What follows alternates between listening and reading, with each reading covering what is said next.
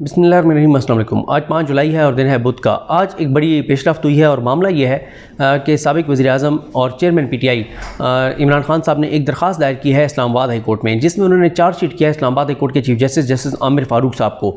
और उस दरख्वास्त पर आज एक बड़ी पेशरफ्त हुई है। आज उसकी समाअत हुई है। समाअत का अहवाल भी आपके सामने रखता हूँ। पहले ज़रा दरख्वास्त पर बात कर लेते हैं कि दरख्वास्त में क्या कुछ है। दरख्वास्त का जो पहला पैराग्राफ है उसमें जो है वो बताया गया है कि इस वक्त इमरान खान से रिलेटेड कौन कौन से केसेस जो हैं वो chief justice Islamabad high court justice Aamir Farooq साहब की अदालत में पेंडिंग हैं, उनके नंबर लिखे गए हैं और उन्हीं के सिलसिले में ही एक दरख्वास्त जो है वो दायर की गई है।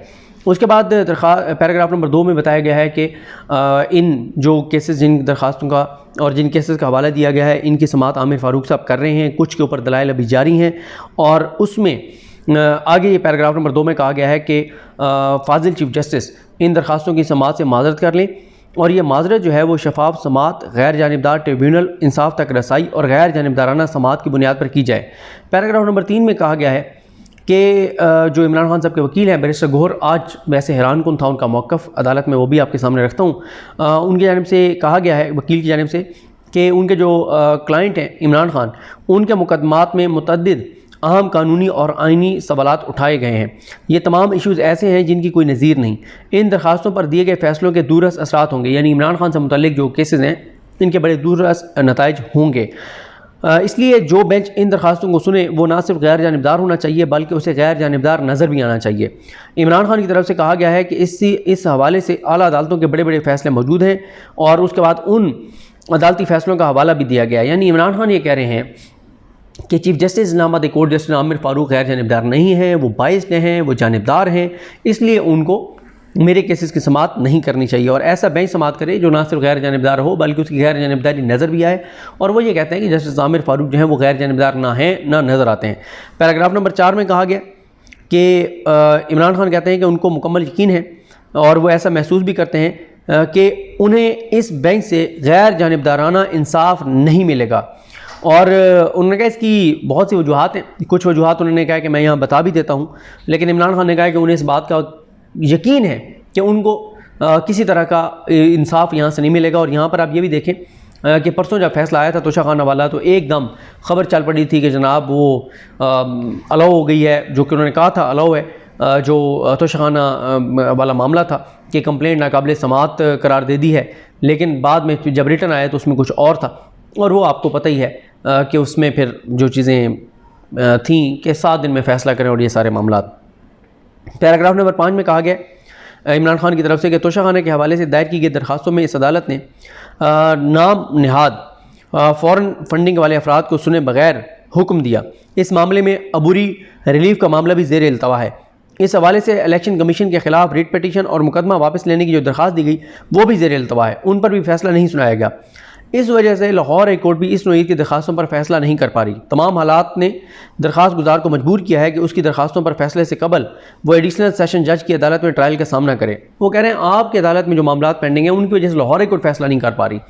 पैराग्राफ नंबर 6 दरख्वास्त में कहा गया कि इस अदालत के इल्म में है कि इमरान खान के खिलाफ झूठी FIR दर्ज की जा रही हैं। इमरान खान ने उन तमाम मुकदमात में वीडियो लिंक के ज़रिए पेश होने की दरख्वास्त दायर की थी। ये दरख्वास्त फौरी नोयत की थी जिसका अभी तक फ़ैसला नहीं किया गया और वो दरख्वास्त अभी भी ज़ेर इल्तवा है।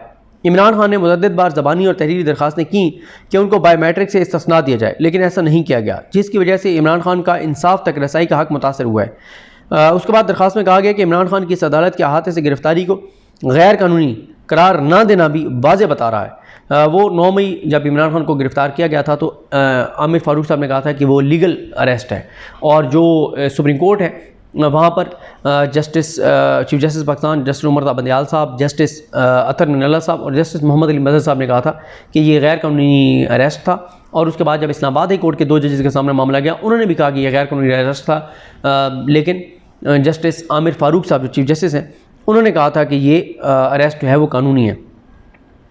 उसके बाद दरख्वास्त के मतलब में कहा गया कि इमरान खान जब व्हील चेयर पर थे उस वक्त भी अदालत में उनकी गाड़ी को आने की इजाज़त ना मिलना कार्रवाई की मुनासिब शफाफियत ना होने को ज़ाहिर करता है, क्योंकि जब पुरानी इमारत थी वहाँ पे हमने देखा कि कुछ इंपॉर्टेंट वकला जो हैं उनकी गाड़ियाँ भी अंदर जाने की इजाज़त थी और उस गेट से जिस गेट से जो है वो इमरान खान की गाड़ी को आने की इजाज़त नहीं मिलती थी और इमरान खान को पैदल आना पड़ता था, व्हील चेयर पर आना पड़ता था। लेकिन जो वो ये कह रहे हैं कि इन्हीं से पता चलता है कि गैर जानिबदार नहीं है आमिर फ़ारूक साहब, कि उन्होंने इमरान खान को सिक्योरिटी थ्रेट्स भी थे, उनको वो ज़ख्मी भी थे, उनको टांग में गोली लगी हुई थी, वो व्हील चेयर पर थे, लेकिन आमिर फ़ारूक साहब जो है वो इमरान खान की गाड़ी को आने की इजाज़त नहीं देते थे अहाता अदालत में। पैराग्राफ नंबर 7 में कहा गया कि ये बहुत इंपॉर्टेंट पैराग्राफ है कि इसी अदालत के 2 फाजिल जजेस ने एक अहम केस टेरियान वाइट केस का फ़ैसला सुनाया, लेकिन फाजिल चीफ जस्टिस ने इस फैसले को शाया होने से रोक दिया। जब एक फाजिल जज ने फैसला अपलोड करने का हुक्म दिया तो एक प्रेस रिलीज जारी करके उसको शाया होने से रोक दिया गया। इस बात का भी कोई जवाब नहीं दिया गया कि जब एक केस का फैसला हो जाए तो फिर उसके लिए दोबारा बेंच तश्कील नहीं दिया जा सकता। ये तमाम हक़ाइक़ इस अदालत की जानिबदारी को अयां करते हैं।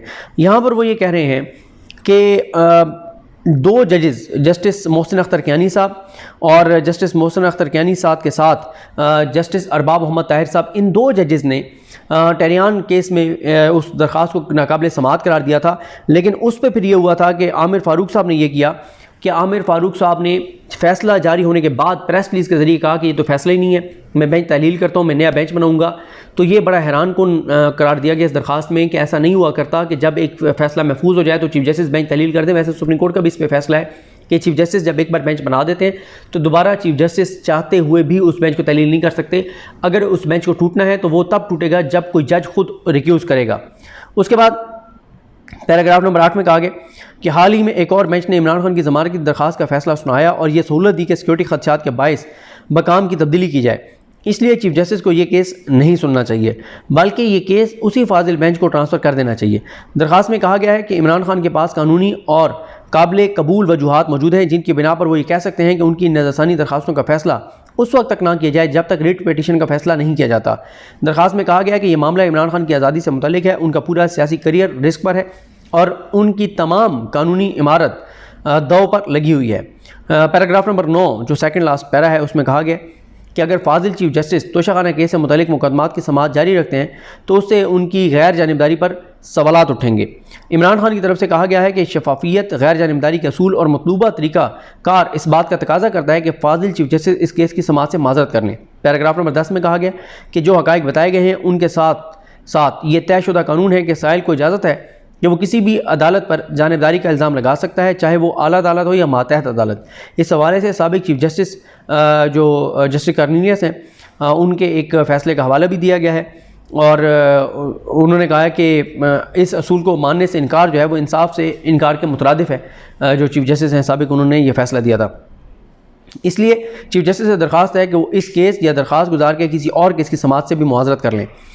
उसके बाद उन्होंने कहा कि इमरान खान ने कहा कि जो भी पहले इस दरख्वास्त को निपटाया जाए। अब मामला जब आज आया तो बैरिस्टर गौहर साहब को कहा गया कि आप बताएं कि हम सुने या क्या करें, तो उन्होंने कहा नहीं, पहले आप इसके ऊपर फैसला करें कि आप समाअत कर भी सकते हैं या नहीं कर सकते, आपको समाअत करनी भी चाहिए या नहीं करनी चाहिए।